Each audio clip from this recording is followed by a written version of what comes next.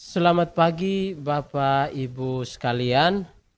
Jumpa lagi bersama saya dalam Mutiara Pagi. Pada hari ini renungan dalam Mutiara Pagi saya beri judul Pedang Kebenaran, yang mana renungan ini didasarkan pada Injil Matius bab 10 ayat 34 sampai bab 11 ayat 1. Mari kita memulai dengan berdoa. Dalam nama Bapa dan Putra dan Roh Kudus. Amin. Allah Tritunggal Maha Kudus, Bapa, Putra dan Roh Kudus, kami bersyukur untuk anugerah yang Engkau berikan kepada kami. Engkau telah melindungi kami selama istirahat malam kami, sehingga pada pagi ini kami dapat bangun dengan sehat. Pada kesempatan ini, kami hendak mendengarkan dan merenungkan sabda-Mu. Karena itu, kami mohon, utuslah Roh-Mu untuk menerangi akal budi dan pikiran kami, sehingga kami mampu mendengarkan, meresapi, dan melaksanakan sabda-Mu dalam kehidupan kami. Semua doa ini kami sampaikan kepadamu dengan perantaraan Kristus Tuhan kami. Amin. Dalam nama Bapa dan Putra dan Roh Kudus. Amin. Mari kita bersama-sama mendengarkan sabda Tuhan.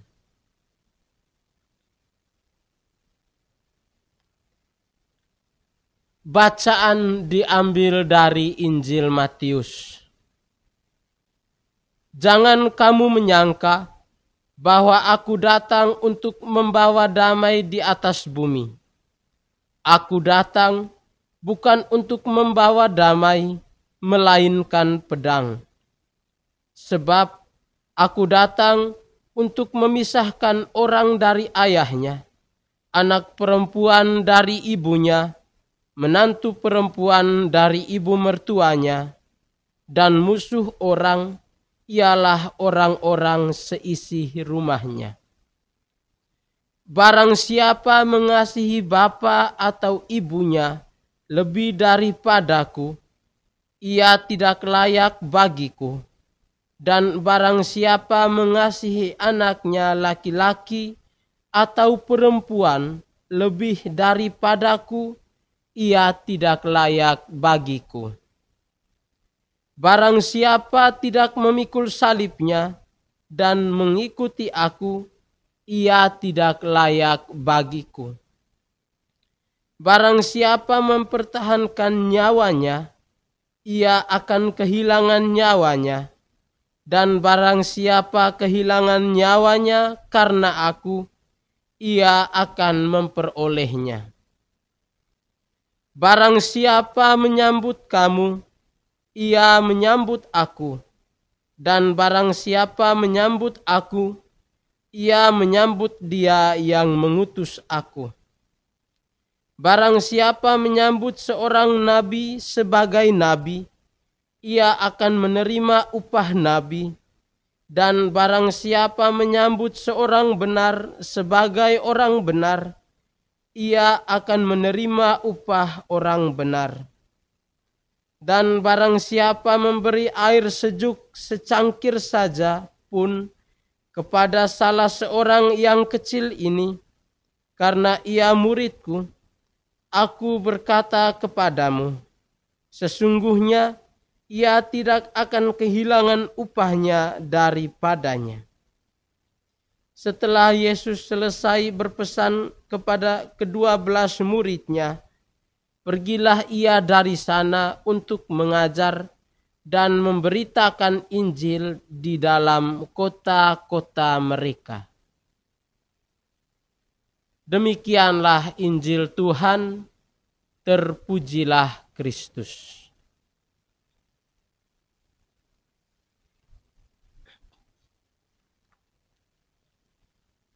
Bapak, Ibu, saudara-saudari umat beriman yang terkasih dalam Tuhan Yesus Kristus. Setiap kita pasti ingin hidup benar. Kebenaran akan membuat kita hidup dengan aman dan damai. Saya pernah menonton sebuah film yang berjudul Kingdom of Heaven. Film ini menceritakan jatuhnya kota Yerusalem ke tangan Salahuddin Al-Ayyubi, seorang pemimpin yang sangat terkenal.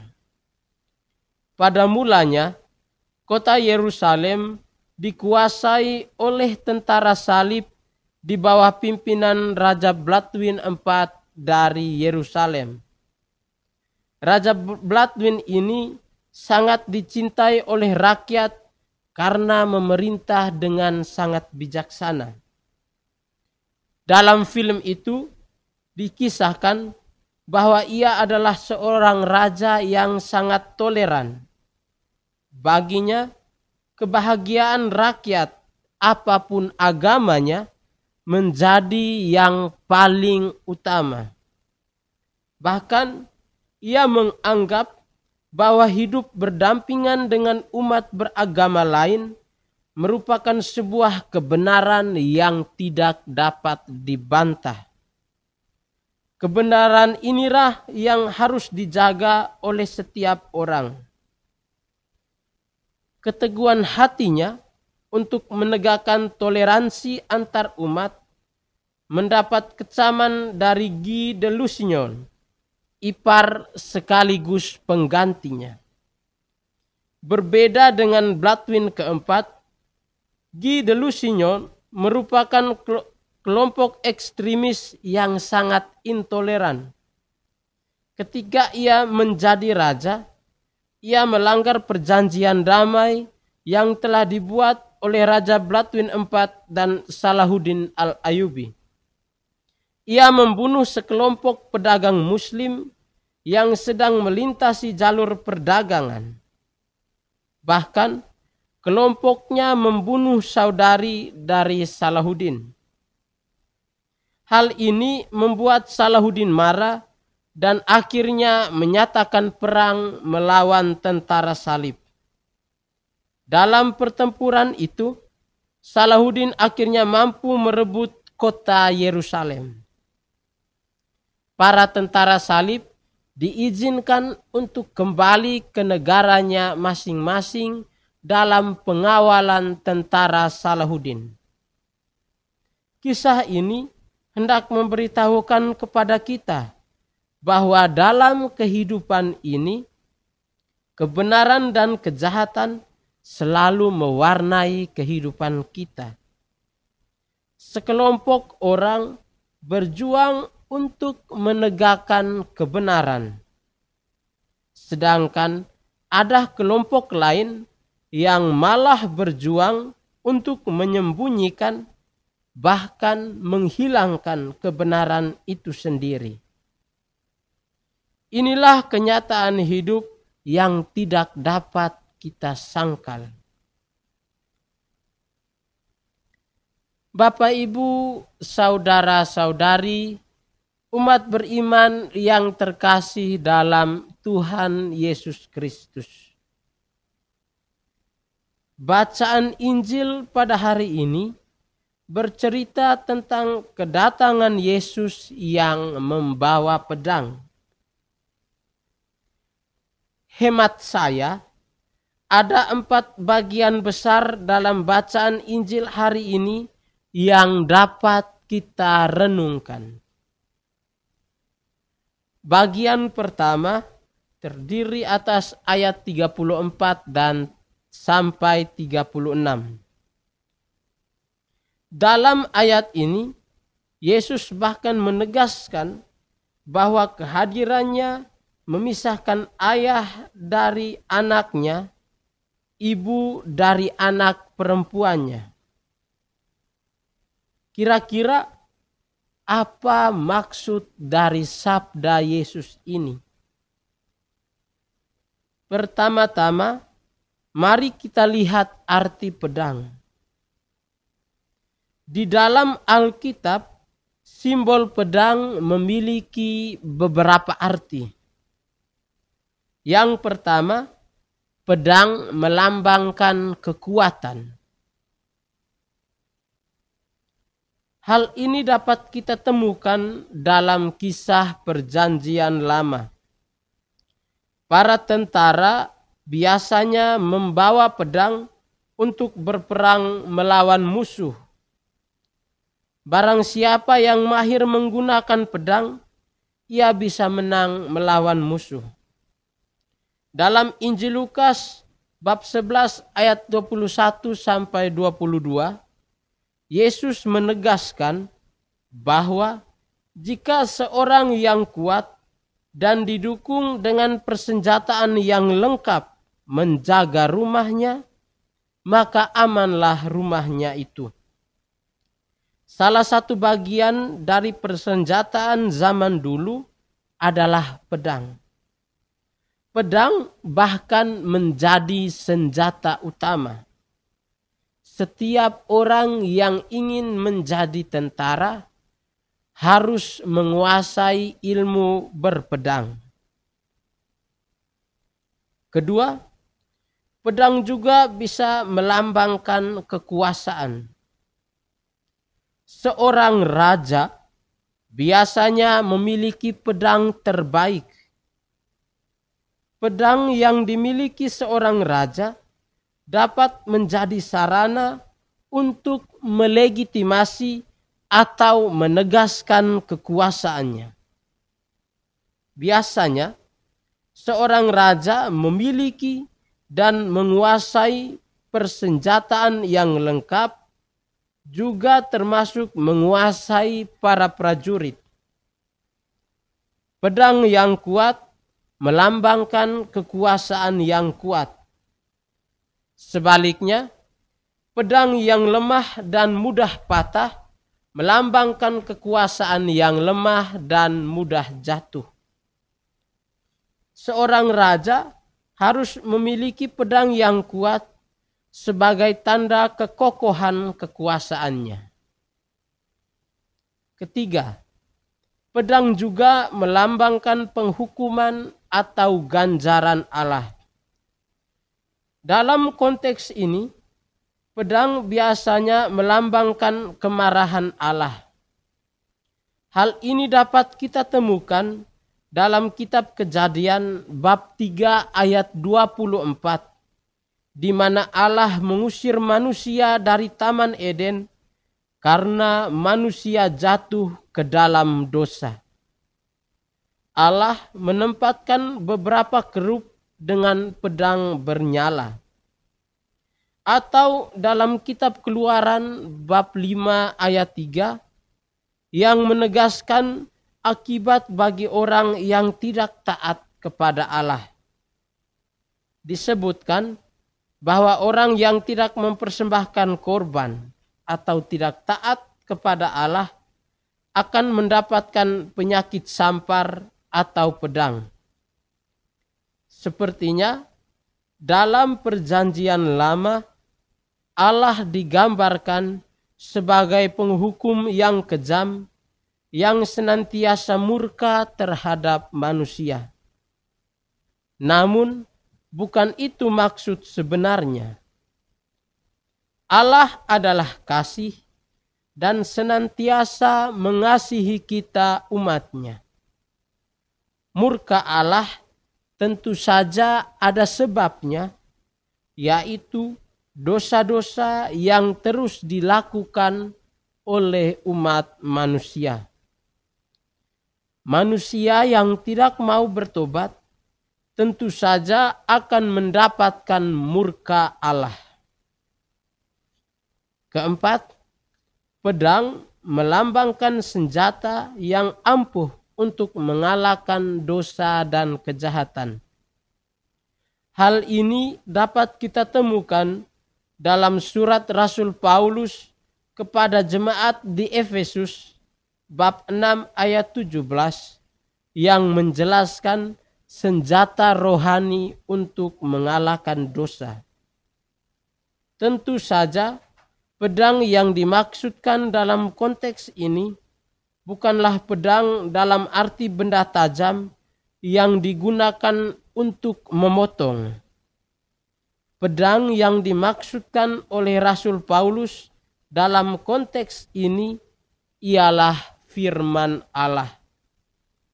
Firman Allah adalah senjata atau pedang rohani yang dapat kita gunakan untuk melawan kuasa kegelapan dan kuasa dosa. Tanpa pedang rohani, kita tentu saja akan kalah berperang melawan kuasa maut dan kuasa dosa. Kehadiran Yesus yang membawa pedang bukan berarti Yesus hendak membunuh atau membinasakan kita. Kedatangan Yesus yang membawa pemisahan atau pedang merupakan akibat yang timbul dan bukan merupakan tujuan kedatangannya. Sekalipun Yesus adalah Raja Damai yang senantiasa memberitakan kasih dan kebaikan Allah, terdapat hal-hal tertentu dalam kedatangan dan pemberitaan Injil yang mengakibatkan pemisahan. Pertama, iman kepada Kristus memisahkan orang yang percaya dan orang yang tidak percaya atau orang yang berdosa dari dunia ini. Hal ini dapat kita temukan dalam kisah hidup Yesus. Kehadirannya di tengah masyarakat membuat orang Farisi dan ahli Taurat merasa marah. Mereka berpikir bahwa Yesus mengambil alih tugas mereka. Padahal Yesus datang untuk mewartakan kebenaran. Mungkin saja pribadi Yesus yang bersahaja membuat mereka marah karena orang-orang Yahudi pada akhirnya mengikuti dan mendengarkan Yesus. Kedua, pemberitaan tentang firman Allah dan kebenarannya akan menimbulkan perlawanan, perpecahan, dan penganiayaan. Dalam Injil Matius bab 10 ayat 22 sampai 23, Yesus menjelaskan bahwa para pengikutnya, yakni para murid dan orang yang percaya kepada Yesus, akan mendapatkan penganiayaan. Nasihat ini pada akhirnya terbukti dan dialami oleh anggota gereja dalam kisah para rasul. Penganiayaan ini dimulai dengan pembunuhan Santo Stefanus yang dapat kita temukan dalam kisah para rasul bab 7 ayat 54 sampai dengan bab 8 ayat 1. Namun jauh sebelum itu para nabi telah mendapatkan penganiayaan karena mewartakan firman Allah dengan lantang. Ketiga, standar kehidupan yang dijalani sesuai dengan standar kebenaran Kristus akan mendatangkan ejekan dan cemoohan dari orang yang tidak percaya. Yesus telah menegaskan hal ini kepada para murid-Nya dan juga kepada kita yang dapat kita temukan dalam Injil Matius bab 5 ayat 10 sampai 11. Orang yang senantiasa hidup berdasarkan kebenaran dan berusaha mewartakan kebenaran akan dibenci oleh banyak orang, bahkan akan mengalami penganiayaan. Hal ini tentu saja menjadi tantangan tersendiri bagi kita sebagai murid Kristus. Keempat, mempertahankan iman akan Kristus yang diajarkan para rasul akan mendatangkan perpecahan. Hal ini ditegaskan oleh Rasul Paulus dalam surat kedua kepada jemaat di Korintus, bab 11 ayat 12 sampai 15. Akan ada murid-murid palsu yang menyebarkan ajaran sesat yang tentu saja bertentangan dengan ajaran Kristus. Hal ini tentu saja akan mendatangkan perpecahan. Para rasul palsu itu menganggap bahwa ajaran mereka yang paling benar sehingga semua orang harus mengikuti mereka. Sebenarnya gejala ini sudah ada pada zaman Yesus yang nyata dalam diri para ahli Taurat dan orang-orang Farisi. Bagian kedua, Yesus menegaskan syarat untuk menjadi pengikutnya.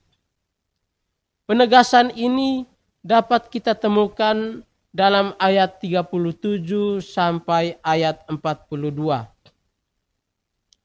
Ada beberapa syarat yang telah dijelaskan dan disebutkan oleh Yesus untuk menjadi pengikutnya. Pertama, ialah mengasihi Yesus. Bagi Yesus, orang yang lebih mengasihi keluarganya tidak layak menjadi pengikutnya.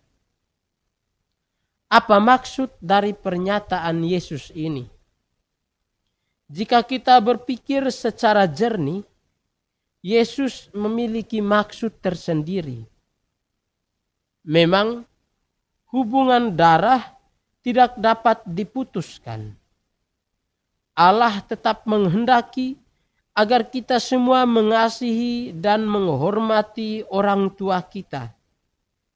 Orang yang menghormati orang tua akan mendapatkan berkat umur yang panjang, sebagaimana ditegaskan dalam kitab Keluaran bab 20 ayat 12.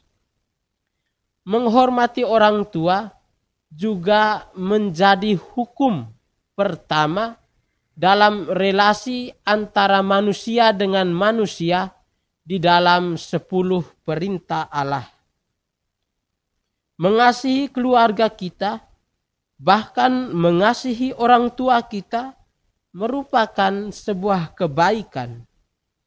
Namun, ada kebaikan tertinggi, yaitu mengasihi Allah. Kasih akan orang tua tidak boleh menjadi penghalang bagi kita untuk mengasihi Allah. Dengan mengasihi orang tua, kita juga tentu saja mengasihi Allah. Orang yang lebih mengasihi Allah akan bersedia untuk diutus kemana saja, bahkan harus meninggalkan orang tua untuk mewartakan sabda Allah. Barangkali kita ingat akan sabda Yesus dalam Injil Lukas bab 9 ayat 57 sampai 62. Yesus menegaskan bahwa orang yang hendak mengikutnya harus mampu meninggalkan segala miliknya, bahkan meninggalkan orang tua dan keluarga mereka. Syarat kedua ialah menyerahkan hidup sepenuhnya untuk Allah. Dalam konteks ini, kita bisa belajar dari para martir. Para martir senantiasa menyerahkan hidup, bahkan nyawa mereka untuk kemuliaan Allah. Contohnya, kita bisa belajar dari Santo Stefanus yang menyerahkan nyawanya untuk kemuliaan Allah. Santo Stefanus bahkan mengampuni orang yang menganiaya dan membunuhnya. Sebagai imbalannya, Yesus menganugerahkan kehidupan kekal kepadanya. Inilah yang dimaksudkan oleh Yesus. Syarat ketiga ialah menerima Yesus. Merenungkan syarat ini, saya mengajak kita semua untuk mengingat sebuah gambar Yesus yang mengetuk pintu. Sekilas, gambar itu sangat bagus dan sempurna. Jika kita melihat lebih teliti, maka kita dapat menemukan bahwa pada pintu itu tidak terdapat gagang pintu di bagian luar. Artinya, hanya tuan rumah yang bisa membuka pintu itu ketika Yesus mengetuknya. Bisa jadi bahwa pintu itu melambangkan hati kita.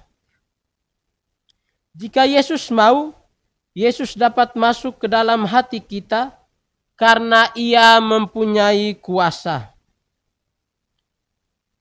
Gambar itu sebenarnya menunjukkan bahwa Yesus menghendaki agar kitalah yang membuka pintu hati untuk menerimanya. Jika kita menerima Yesus dengan tulus, maka kita akan mendapat kebahagiaan yang besar. Sebaliknya, jika kita menerima Yesus dengan bersungut-sungut, kita tidak akan mengalami kebahagiaan sejati. Kita bisa belajar dari Zakeus yang menerima Yesus dengan senang hati dalam Injil Lukas bab 19 ayat 1 sampai 10. Zakeus mengalami kebahagiaan yang besar sekali sehingga ia bertobat dari dosanya dan berjanji untuk tidak memeras orang lagi. Bagian ketiga, Yesus berbicara tentang upah bagi mereka yang berbuat baik. Orang yang menyambut seorang nabi sebagai nabi akan menerima upah nabi, dan orang yang menyambut orang benar sebagai orang benar akan menerima upah orang benar. Yang dimaksudkan Yesus seorang nabi dan seorang benar ialah mereka yang senantiasa mendapatkan penganiayaan dan ditolak karena teguh mempertahankan iman dan mewartakan kebenaran. Jika kita menerima mereka dan pemberitaan mereka tentang kebenaran, maka kita akan mendapatkan berkat. Bagian keempat dari bacaan Injil ini ialah bab 11 ayat 1. Pada bagian ini, Yesus pergi ke kota-kota untuk mengajar dan memberitakan Injil. Bagian ini menegaskan salah satu tujuan kedatangan Yesus ke dunia, yaitu untuk memberitakan Injil. Tugas inilah yang diberikan dan diteruskan kepada para muridnya dan juga kepada kita semua. Inilah tugas perutusan yang harus kita jalankan dalam kehidupan kita. Bapak, Ibu, saudara-saudari, umat beriman yang terkasih dalam Tuhan Yesus Kristus.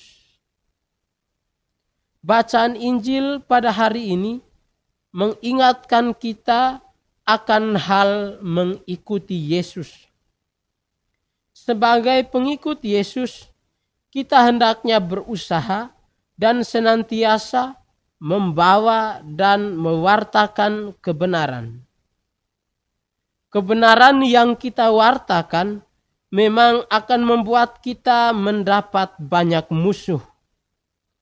Pasti ada orang yang tidak suka dengan kita jika kita senantiasa teguh mempertahankan kebenaran. Yesus telah memperingatkan kepada kita akan hal ini. Orang yang mempertahankan kebenaran akan mendapatkan banyak tantangan. Namun, kita tidak boleh gentar. Sebagai pengikut Kristus, kita hendaknya tetap teguh mewartakan dan mempertahankan kebenaran. Yesus senantiasa menyertai kita. Hal ini ditegaskan oleh Yesus dalam Injil Matius bab 28 ayat 20. Mari kita mewartakan dan mempertahankan kebenaran sebagai tugas kita para murid Kristus. Bapak, Ibu, saudara-saudari umat beriman yang terkasih. Demikian renungan yang bisa saya sampaikan pada kesempatan ini. Mari kita menutup mutiara pagi kita pada hari ini dengan berdoa. Dalam nama Bapa dan Putra dan Roh Kudus. Amin. Allah Tritunggal Maha Kudus, Bapa, Putra, dan Roh Kudus. Putramu Yesus Kristus telah datang mewartakan kebenaran kepada dunia. Sebagai konsekuensi pewartaannya akan kebenaran, ia membawa pemisahan bagi orang-orang yang percaya dan orang-orang yang tidak percaya. Pada saat ini, tugas pewartaan akan kebenaran itu menjadi tugas kami, anggota gereja, orang-orang yang percaya kepadamu. Karena itu, kami mohon berkat-Mu bagi kami semua, agar mampu mewartakan kebenaran dalam seluruh perjalanan hidup kami. Semua doa ini kami sampaikan kepadamu dengan perantaraan Kristus Tuhan kami. Amin. Dalam nama Bapa dan Putra dan Roh Kudus. Amin.